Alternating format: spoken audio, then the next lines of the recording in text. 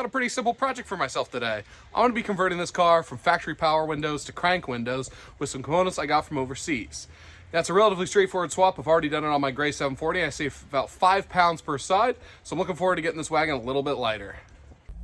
So here, we've got the right and left cranks, and I picked up these crank handles from Dorman. Part number up there is 701-788. They're both 15 spline cranks. However, the towers are just a little bit too tall for them to engage, so let's go get that cut down. The blade on the angle grinder made quick work of these towers, knocked off a little over 1/2 inch until the splines were just below the surface. Taking our handle, pressing that right in, and it works perfectly. Our next step is we're going to undo these 4 10mm bolts right there and take off this clip on the slider. Next up, disconnect the power, the black and red cable running right into the motor, and then we move on to removing the frame. So once you push those bolts in, take that clip off, you're able to lower down the window enough to get out the last 2 clips.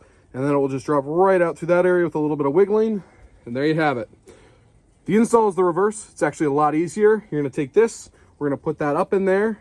We're going to put that in there, bolt in the 4 holes, and then we can crank the window manually up and down until we can get our last 2 clips in there, spot on.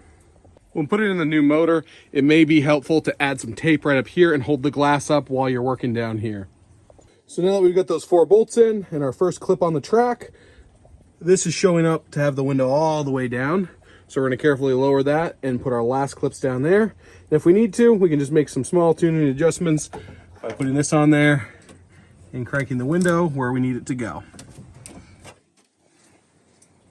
And once you got those 2 clips in place down there and over there, that's all there really is to it. Now you can just crank your window to your heart's content, eliminate that fuse, throw the door card back on. It takes maybe 10-15 minutes, or if you're like me, it's time to start drilling some holes and mounting the aluminum door skins up for the real race car look. That's all there is to it. Take care, guys.